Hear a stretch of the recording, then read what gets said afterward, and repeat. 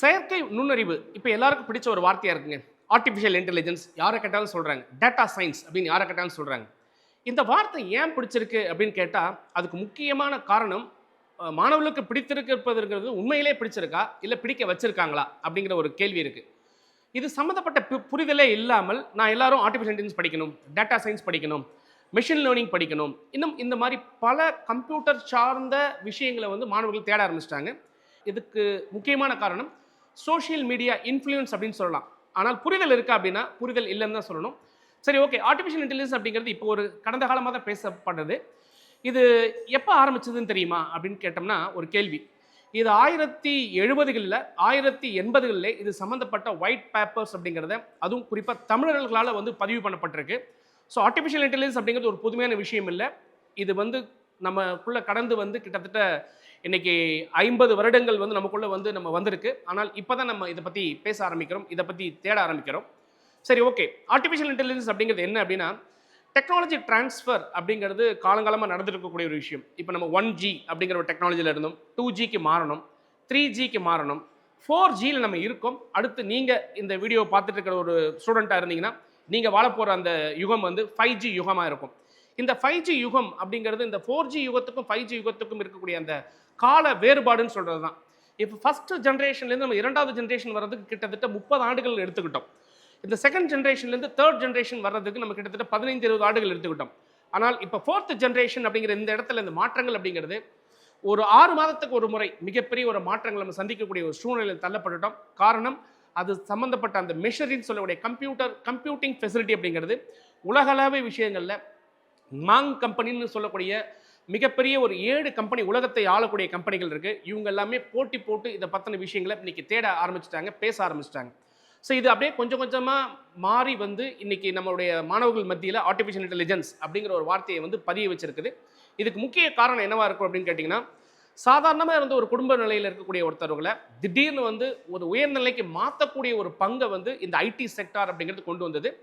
Service செக்டாரில் தான் நம்ம குழந்தைங்க நிறைய பேர் உள்ளே போனாங்க கடந்த 15 ஆண்டுகளுக்கு முன்னாடி. அவங்க உள்ளே போனதுக்கப்புறம் அவங்க குடும்ப தரம் அப்படிங்கிறது உயர்ந்தது. காரணம் அதிகமான ஒரு சம்பளம் கிடைத்தது. இந்த சம்பளம் அதிகமாக கிடைச்சது அப்படிங்கிறதுனாலேயே எல்லாருடைய மனசுலையும் என்ன திணிக்கப்பட்டது அப்படின்னா கம்ப்யூட்டர் சயின்ஸ் தான் உலகம், மற்ற எதுவுமே இல்லை அப்படிங்கிற ஒரு பாயிண்ட்டை நோக்கி நம்ம நகர ஆரம்பித்தோம்.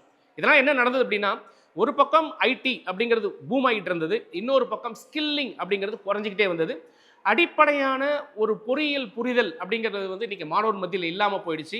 ஸோ இனி ஃபியூச்சர் எப்படி இருக்க போகுது அப்படின்னா கண்டிப்பாக ஸ்கில்லிங்கை நோக்கி பயணிக்க போகுது. அதை பற்றி தான் நம்ம இதில் பார்க்க போகிறோம். இப்போ ஆர்டிஃபிஷியல் இன்டெலிஜென்ஸுடைய இந்த வளர்ச்சி மிக மிக மிக அளவிட முடியாத ஒரு வளர்ச்சியாக இருக்கிற ஒரு காரணம்.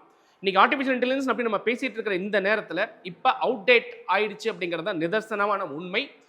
காரணம் என்னென்னா ஆர்டிஃபிஷியல் இன்டெலிஜென்ஸ் அப்படிங்கிறத தாண்டி நம்ம எங்கே வரோம்னா ஆர்டிஃபிஷியல் ஜெனரல் இன்டெலிஜென்ஸ் அப்படிங்கிறத நோக்கி நம்ம பயணிக்க ஆரம்பிச்சிட்டோம்.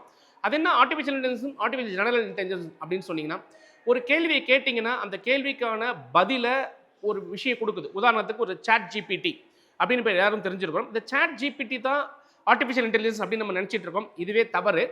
இந்த ChatGPT அப்படிங்கிறது ஒரு LLM சொல்லுவாங்க, லார்ஜ் லாங்குவேஜ் மாடல் அப்படின்னு சொல்லுவாங்க.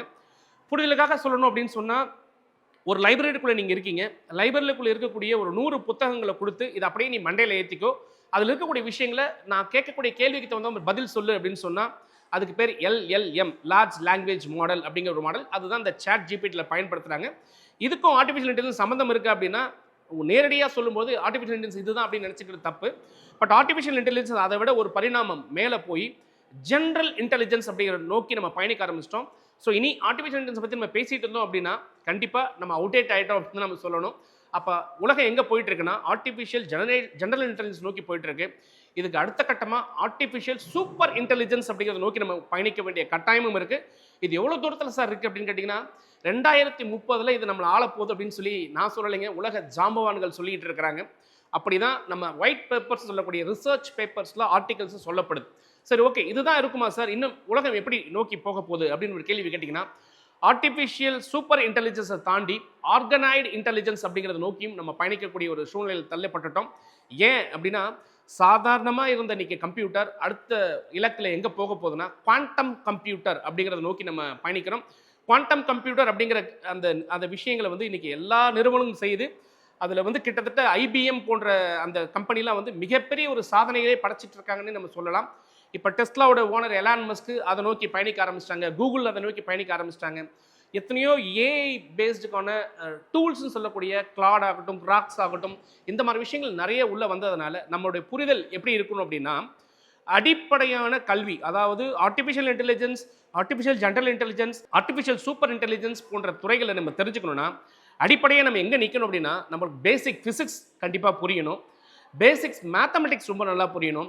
இந்த பேசிக் மேத்தமெட்டிக்ஸ் ஸ்கில்லும் ஃபிசிக்ஸ் ஸ்கில்லும் புரிஞ்சவங்க தான் இனி ஃபியூச்சரில் வர முடியும் அப்படிங்கிற ஒரு நோக்கி பயணிக்க வேண்டிய கட்டாயம் இருக்குது. இது அடிப்படை. ஆனால் மிஷினுக்கு நம்ம கொடுத்த அந்த உணர்வும், மிஷினுக்கு நம்ம கொடுத்த இந்த இன்டெலிஜென்ஸும், நம்ம இந்திரன் படத்தில் வர மாதிரி சிட்டி ரோபோவை வந்து ரஜினி வந்து வடிவமைப்புற மாதிரி நம்ம பார்த்துருப்போம் கதையில். சில காலங்களுக்கு அப்புறம் அந்த ரோபோவே தன்னை வேற மாதிரி வடிவமைச்சக்கூடிய சூழ்நிலைக்கு தள்ளப்பட்டதுன்னு சொல்லி கதையை நம்ம பார்த்தாலும் அது இன்னைக்கு நிஜமாகிட்டே இருக்குது அப்படிங்கிறது தான் நிதர்சனமான உண்மை. ஸோ இதை நோக்கி ஒரு புரிதலோட மாணவர்களுக்கு வந்து செயல்படணும் அப்படிங்கிறது தான் இது விஷயமா நான் சொல்ல ஆசைப்படுறேன். அப்போது இதை நோக்கி ஒரு புரிதல் நமக்கு கண்டிப்பாக வேணும் அப்படிங்கிறத வந்து மாணவர்கள் புரிஞ்சுக்கணும். அப்போ ஆர்டிஃபிஷியல் இன்டெலிஜென்ஸ் எப்படி இருக்க போகுது அப்படின்னா, ஆர்டிஃபிஷியல் சூப்பர் இன்டெலிஜென்ஸாக மாறப்போகுது. அதை நோக்கி நம்ம பயணிக்க ஆரம்பிச்சிட்டோங்கிறத புரிஞ்சுக்கிட்டு அதுக்கான அடிப்படை தகுதிகளை நீங்கள் வளர்த்துக்குங்க அப்படிங்கிறது தான். அது எப்படி வளர்த்துக்கலாம் நம்ம அடுத்த விஷயங்களில் பார்க்கலாங்க.